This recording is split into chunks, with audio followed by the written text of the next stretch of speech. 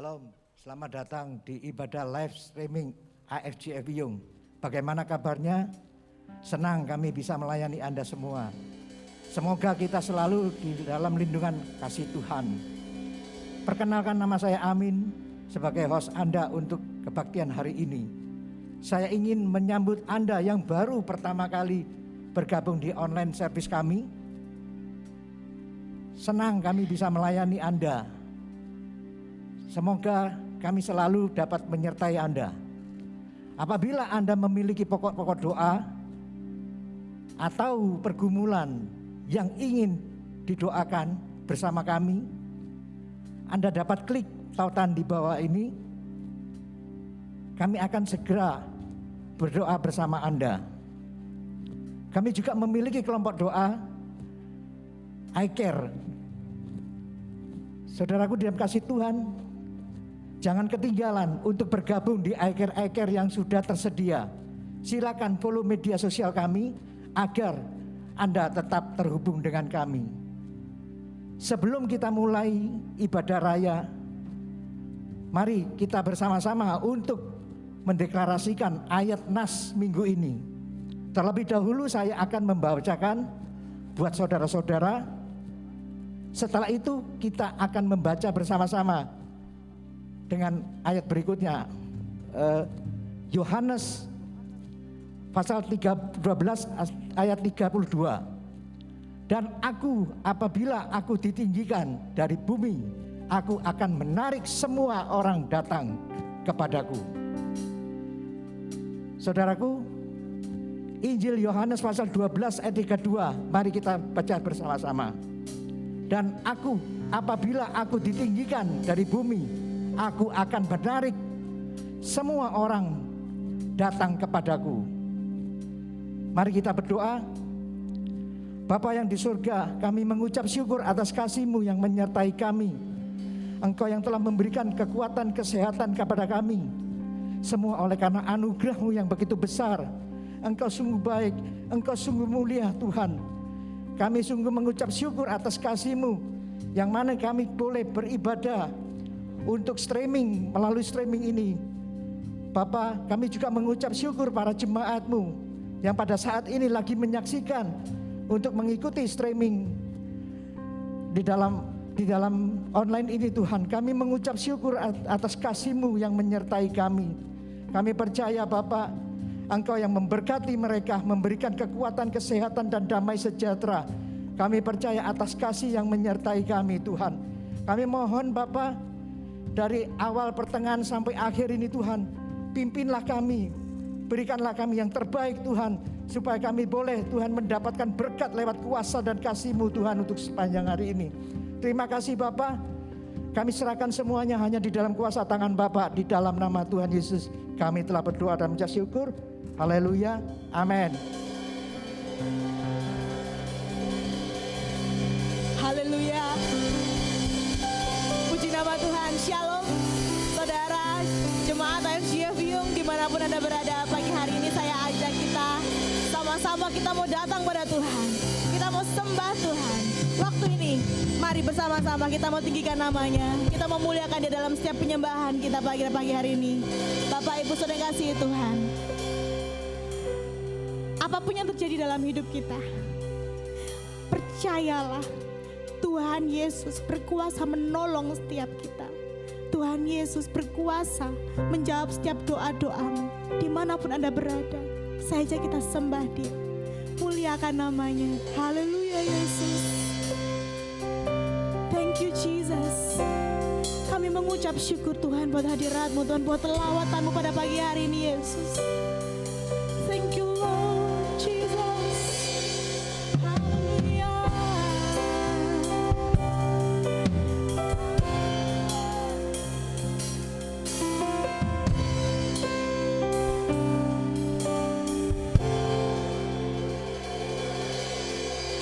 Firman-Mu berkata Kau besertaku, maka kuat roh dan jiwaku. Tangan-Mu Tuhan selalu ku nantikan. setiap langkahku percaya, dengan sayapmu ku akan terbang tinggi di tengah badai hidup. Ku tak menyerah, kau kekuatan dan perlindungan bagiku.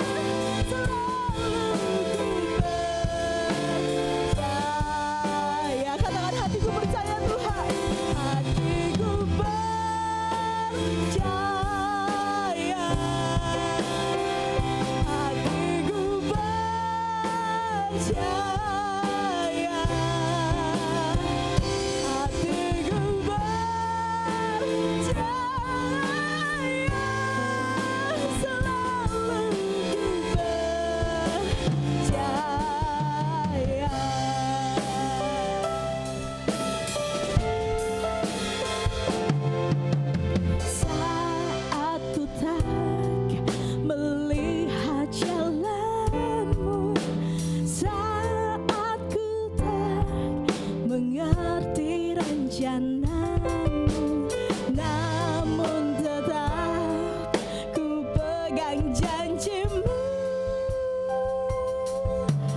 Pengharapanku hanya padamu. Hatiku percaya, come on church. Hatiku percaya,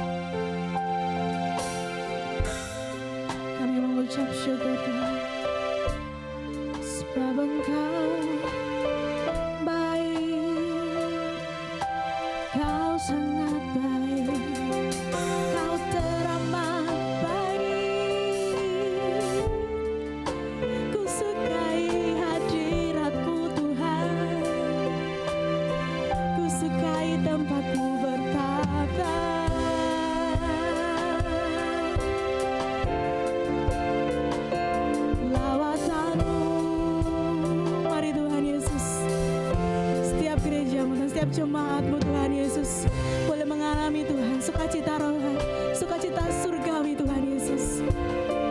Ya Roh Kudus jamah, ya Roh Kudus jamah.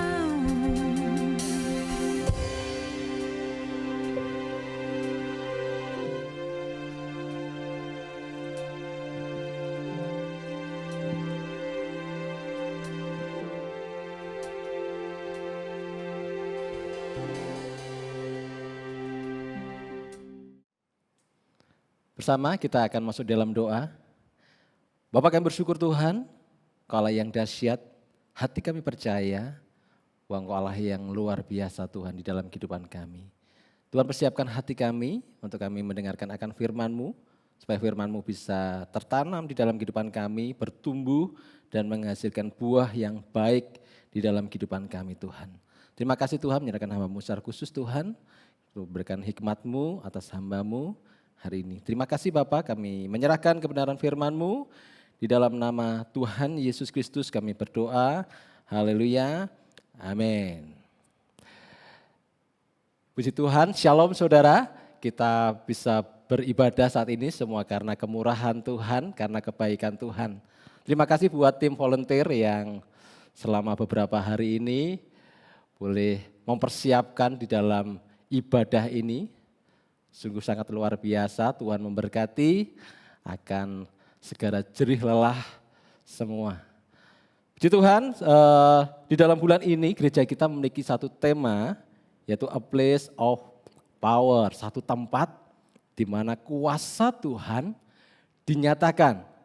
Dan khusus minggu ini, tema yang akan diberikan adalah Dia yang berkuasa. Siapa dia yang dimaksud? Apakah dia yang ada di sirkuit di Bali? Atau mungkin ada dia yang lain yang berkuasa, dia memanifestasikan satu bentuk kuasa yang lainnya. Sekarang ini banyak sekali pawang-pawang hujan, pawang tuyul, membuktikan bahwa mereka adalah orang-orang yang punya kuasa. Apakah dia yang dimaksud adalah mereka? Hari ini firman Tuhan mau mengingatkan kembali. Dia yang berkuasa. Siapa yang sesungguhnya harus kita berikan satu pujian, hanya dia yang berkuasa.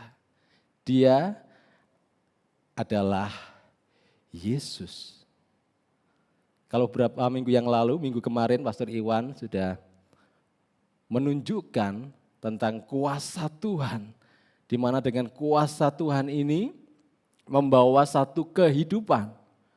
Dengan kuasa Tuhan ini juga membawa satu pertolongan bagi orang-orang yang percaya. Dengan kuasa Tuhan ini juga bisa mendatangkan kelegaan.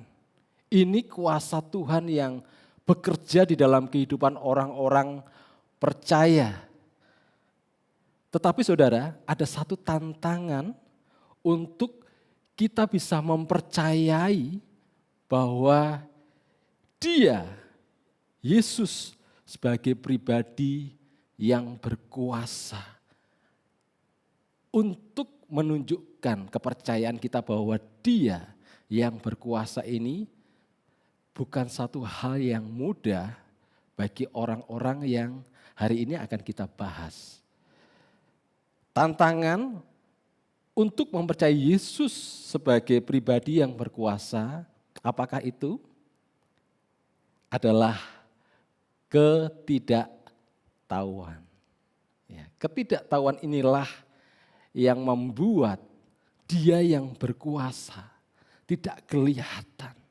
Ada kuasa lain yang justru kelihatan dibandingkan Dia yang sesungguhnya yang berkuasa. Di dalam Kisah Para Rasul 3 ini ayat yang ke-17 dikatakan, "Hai saudara-saudara, aku tahu bahwa kamu telah berbuat demikian karena ketidaktahuan, sama seperti semua pemimpin kamu." Yang dikerjakan orang-orang Yahudi pada waktu itu, dia melakukan satu hal, satu kesalahan tentang Yesus Karena apa? Karena ketidaktahuan. Ketidaktahuan di sini yang dimaksud, apakah mereka belum pernah mendengar bahwa Yesus orang yang berkuasa, dia bisa membuat mujizat, dia bisa menyembuhkan orang yang sakit, dia bisa membangkitkan orang yang mati.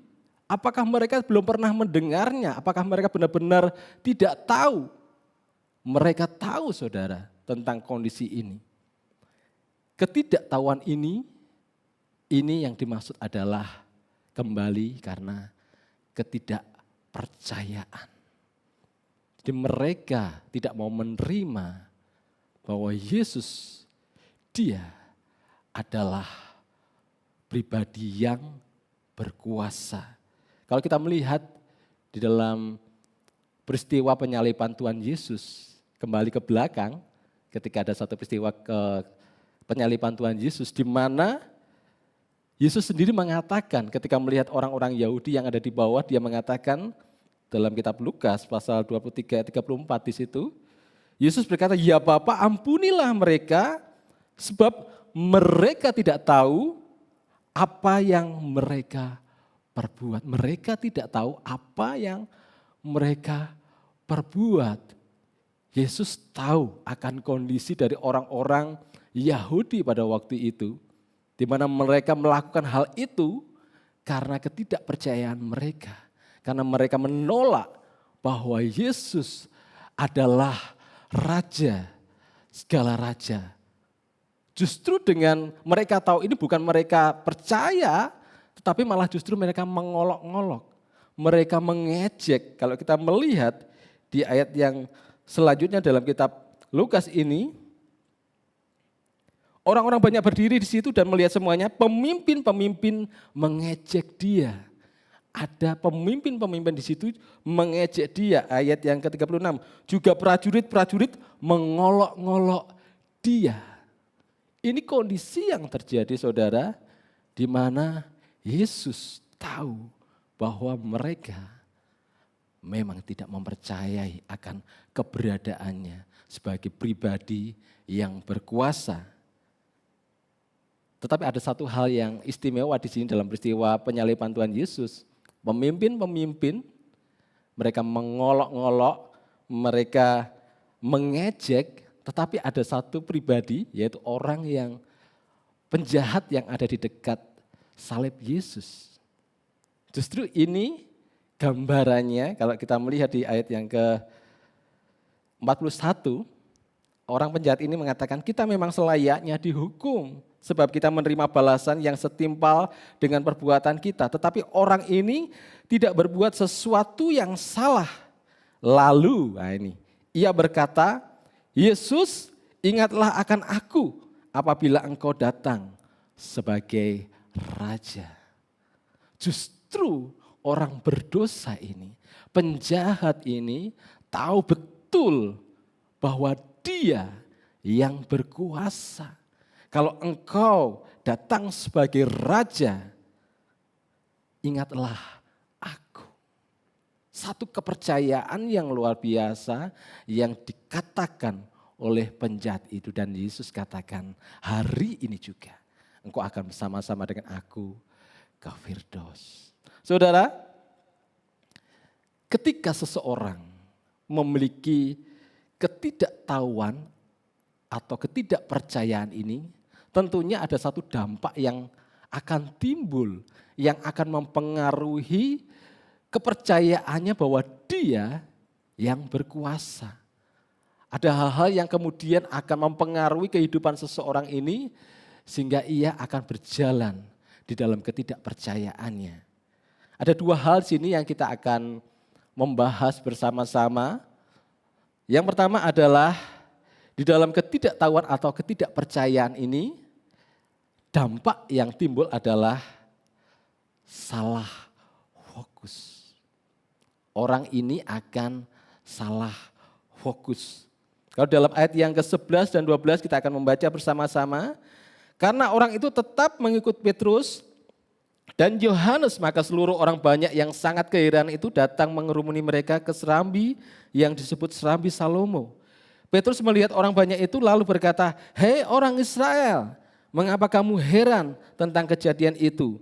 Dan mengapa kamu menatap kami seolah-olah kami membuat orang ini berjalan karena kuasa atau kesalehan kami sendiri? Di sini ketika mujizat terjadi, orang lumpuh disembuhkan. Ada orang-orang yang kemudian terheran-heran. Kemana Petrus dan Yohanes pergi, mereka mengikutinya. Ketika mereka keluar untuk beribadah, mereka mengikutinya. Sampai suatu saat Petrus menegur mereka. Dia berbalik menegur mereka dan katakan, mengapa kamu heran? Ini bukan karena kesalehan kami. Ini bukan karena kuasa kami. Petrus di sini mau menunjukkan bahwa fokus mujizat itu jangan ditujukan ke saya. Tetapi itu adalah yang menjadikan itu semua adalah Dia yang berkuasa. Saudara, beberapa waktu di dalam kehidupan gereja Tuhan, kita juga perlu berhati-hati. Jangan sampai ketika ada satu permasalahan atau ada sesuatu yang terjadi dalam kehidupan kita dan kita memiliki satu fokus yang salah. Kan selama ini mungkin kita sudah terbiasa didoakan oleh para hamba-hamba Tuhan. Kita terbiasa untuk menikmati satu pelayanan dari hamba-hamba Tuhan. Tetapi itu memang tugas mereka. Tetapi ingat, jangan fokuskan ini ke mereka. Jangan sampai kita terjebak sama seperti orang-orang Yahudi. Ketika Petrus melakukan mujizat di situ, mereka fokusnya bukan ke Tuhan, tapi mereka fokusnya ke Petrus dan Yohanes.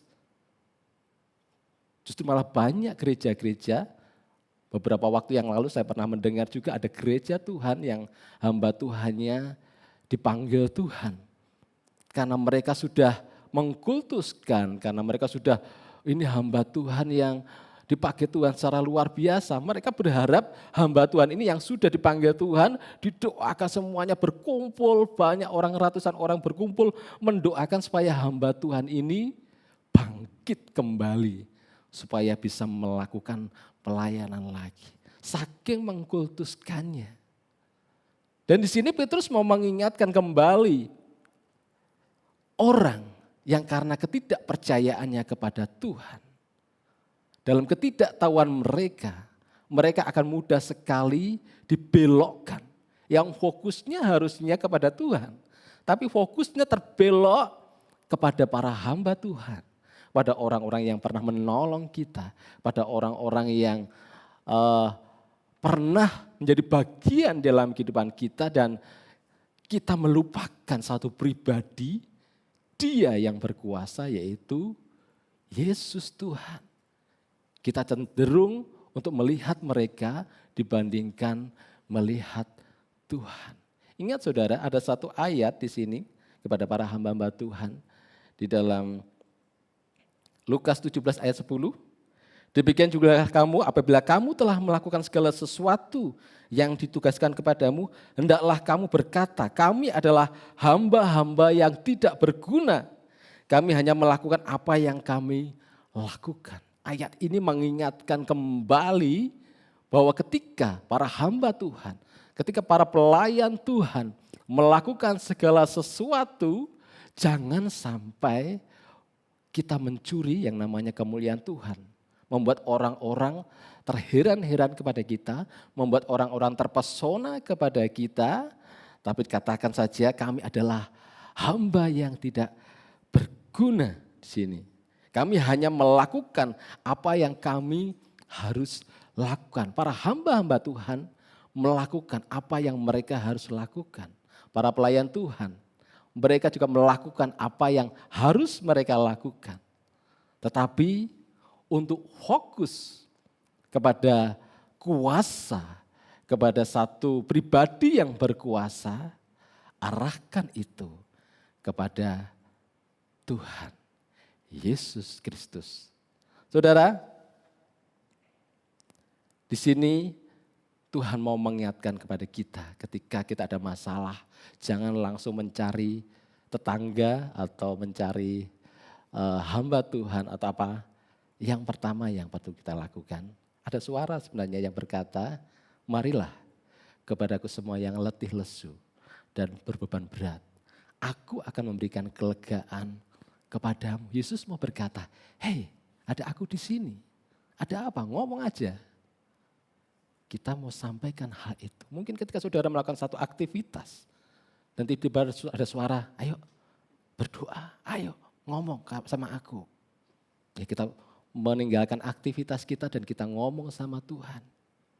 Kita fokus pada satu pribadi. Disitulah Tuhan akan menyatakan kuasanya di dalam kehidupan kita.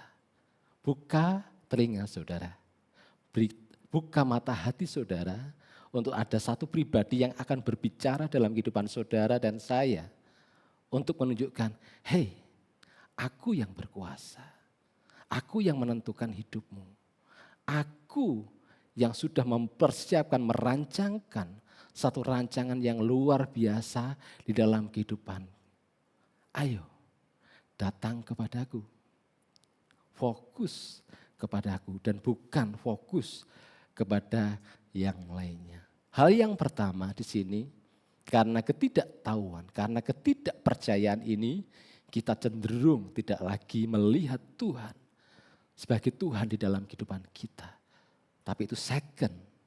Yang kita lihat adalah orang di sekitar kita, orang-orang yang bisa menolong kita mungkin. Hati-hati saudara, Petrus di sini dengan tegas mengatakan, kenapa kamu terheran-heran? Bukan karena aku, semuanya karena Tuhan. Hal yang kedua, orang yang tidak percaya, orang yang tidak tahu ini, dampaknya adalah mereka akan salah sasaran. Jadi yang mereka pikirkan, kejengkelannya ataupun mungkin unek-uneknya ini salah sasaran. Saudara, beberapa waktu yang lalu ketika saya masih kecil, saya teringat akan satu cerita di mana keluarga kami memiliki kos-kosan, gitu ya. Jadi memiliki kos-kosan dan ada orang yang kos di tempat kami dan tiba-tiba ada salah seorang yang satu keluarga di situ penjahit, dia seorang penjahit, tetapi memiliki satu keponakan yang memang agak nakal, ya. Dan masalahnya adalah anak yang nakal ini bentuknya itu mirip dengan saya gitu. Jadi keluarga ini memiliki anak nakal dan pada suatu kejadian, satu ketika karena dia penjahit tiba-tiba kainnya itu sudah kepotong semua.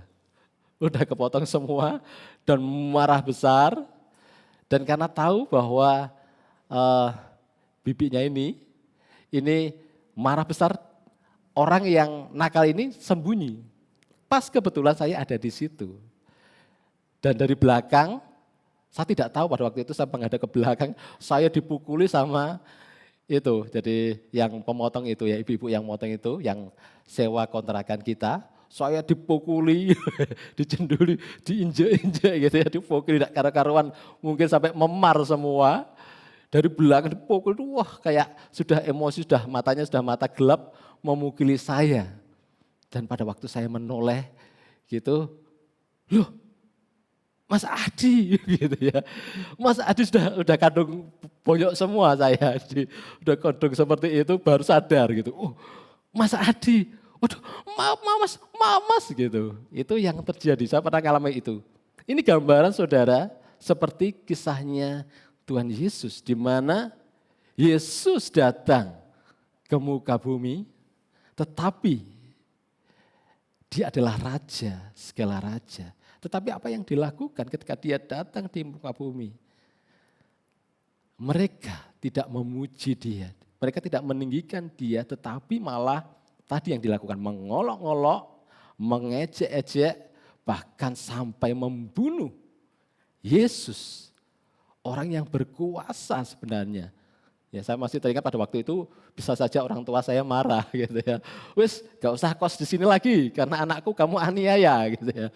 Bisa saja Allah Bapa berkata, wah ini anakku dianiaya Yesus sampai mati. Wis, tak hanguskan semua yang ada di muka bumi ini. Bisa saja terjadi. Ini gambaran dari satu peristiwa Tuhan Yesus. Kalau kita melihat di sini di dalam ayat yang ke-13 sampai 15, Allah Abraham, Ishak dan Yakub, Allah nenek moyang kita telah memuliakan hambanya, yaitu Yesus yang kamu serahkan dan tolak di depan Pilatus. Walaupun Pilatus berpendapat bahwa ia harus dilepaskan. Tetapi kami telah menolak yang kudus dan benar serta menghendaki seorang pembunuh sebagai hadiahmu. Demikianlah ia memimpin kepada hidup, telah kamu bunuh. Tetapi Allah telah membangkitkan dia dari antara orang mati dan tentang hal itu kami adalah saksi. Allah Bapa sangat memuliakan Yesus sebagai pribadi yang berkuasa di sini. Tetapi mengapa saya katakan salah sasaran? Karena orang-orang Yahudi kemarahannya harusnya ditujukan pada penjahat ini. Penjahat yang layak untuk dibunuh. Karena dia melakukan satu kejahatan yang luar biasa. Tetapi karena ketidaktahuan ini, karena ketidakpercayaan ini, mereka salah sasaran yang harusnya yang dibunuh, yang disalibkan adalah penjahat ini, sasarannya adalah kepada Yesus.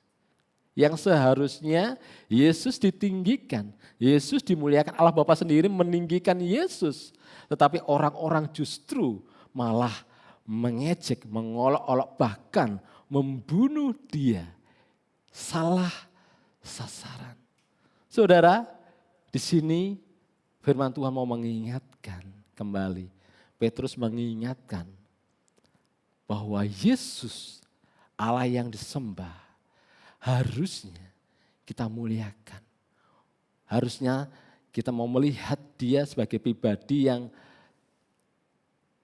luar biasa, yang bisa menyelamatkan kehidupan kita, yang bisa menolong kita, yang bisa menghidupkan kita kembali, yang bisa melakukan satu hal yang luar biasa di dalam kehidupan kita. Harusnya kita memuji dia, harusnya kita bangga, harusnya kita meninggikan dia.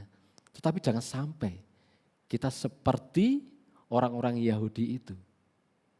Justru orang yang berdosa, yang kita muliakan, yang kita jadikan sebagai hadiah, dan bukan Yesus, adalah hadiah yang terindah yang Tuhan berikan di dalam kehidupan kita. Bagaimana dengan saudara dan saya? Kita mau belajar untuk di dalam segala sesuatu, jangan kita menyalahkan Tuhan. Jangan cepat kita membuat, Tuhan, Engkau Allah yang tidak baik. Kemana Tuhan kau selama 2,5 tahun ini dalam masa pandemi ini?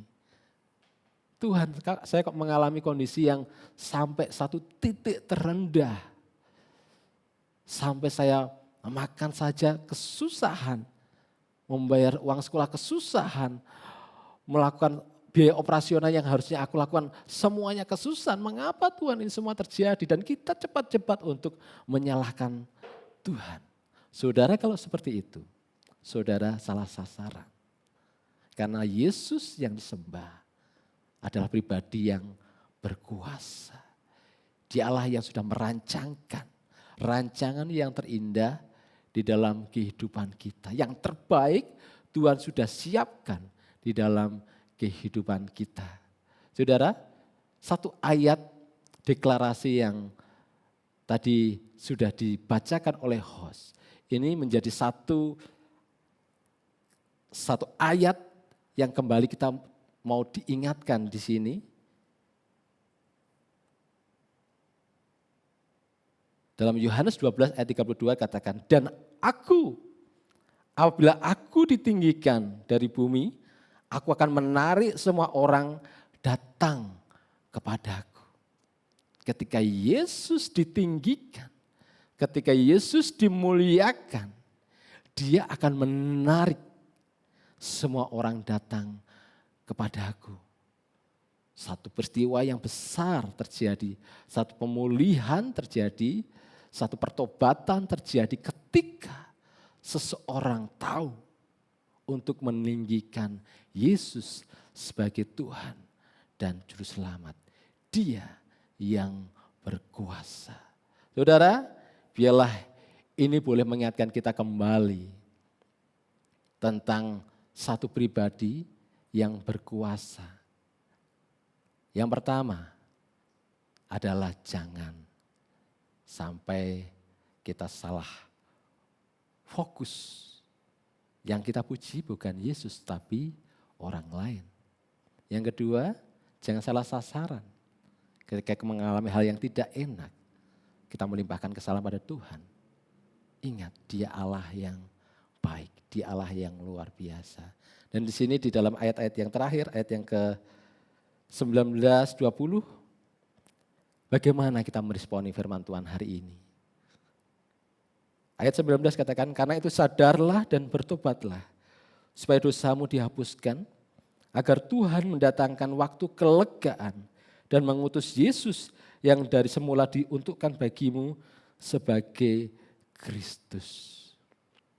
Bagi saudara yang belum menerima Yesus sebagai Tuhan, ini waktunya saudara bisa mengambil keputusan untuk menerima Yesus sebagai Tuhan. Bagi saudara yang sudah menerima Yesus sebagai Tuhan, saudara diingatkan hari ini, Dia yang berkuasa. Sadar dan bertobatlah. Dia yang berkuasa. Biarlah ini boleh menjadi satu pengingat kita di akhir bulan ini tentang a place of power. Tempat di mana kita berada. Biarlah kuasa Tuhan dinyatakan. Karena apa? Karena kita menjadikan Tuhan sebagai pribadi yang berkuasa. Dan ketika nama itu disebutkan, kuasa Tuhan akan terjadi di dalam kehidupan kita. Dengan penuh percaya, dengan penuh keyakinan kita percaya di dalam nama Tuhan Yesus, apapun permasalahan kita, Tuhan, Dia yang berkuasa, yang akan memulihkan kehidupan kita. Puji Tuhan, bersama-sama kita mau akhiri firman Tuhan hari ini, bersama-sama kita mau berdoa. Bapa, kami bersyukur buat firman-Mu hari ini Tuhan. Ampuni sekiranya umat-Mu ketika mereka mulai meninggalkan Engkau. Ketika mereka mulai meremehkan akan kuasa-Mu. Ketika mereka mulai mengolok-olok akan kuasa-Mu yang begitu luar biasa. Tuhan, hari ini kami mau mengambil komitmen bersama-sama. Biarlah Engkau Tuhan yang bertahta di dalam kehidupan kami. Kuasa-Mu saja Tuhan yang mampu mengerjakan segala kehidupan kami. Ajarkan kami terus terpaut kepada Engkau dan kami tidak berjalan dengan kekuatan kami sendiri. Ajarkan kami senantiasa Tuhan, menjadikan Engkau Tuhan dan Juru Selamat di dalam kehidupan kami. Terima kasih Tuhan, terima kasih. Kami bersyukur buat firman-Mu. Mari saat ini, bagi saudara yang belum pernah menerima Yesus sebagai Tuhan, saya mau menuntun saudara saat ini. Mau katakan dalam kehidupan saudara, dimanapun saudara berada saat ini. Tuhan, saya, sebut nama saudara, adalah orang yang berdosa. Saya membutuhkan satu karya keselamatan di dalam kehidupan kami. Dan hari ini Tuhan, saya mempercayai bahwa Engkaulah Tuhan dan Juru Selamat dalam kehidupan saya. Dan hari ini, saya menerima Engkau sebagai Tuhan dan Juru Selamat dalam kehidupan kami. Di dalam nama Tuhan Yesus, saya sudah berdoa. Haleluya. Amin. Saudara, sama-sama saat ini kita akan mengakhiri ibadah kita hari ini. Kita mau angkat tangan kita mohon berkat Tuhan. Turunlah kiranya damai sejahtera dan sukacita daripada Roh Kudus boleh menyertai kita dari hari ini sampai selama-lamanya. Tuhan Yesus sebagai gembala yang baik memberkati kita semua. Haleluya. Amin. Puji Tuhan, kita sudah mengakhiri ibadah kita hari ini. Selamat bertemu kembali di dalam ibadah kita minggu depan. Tuhan Yesus memberkati.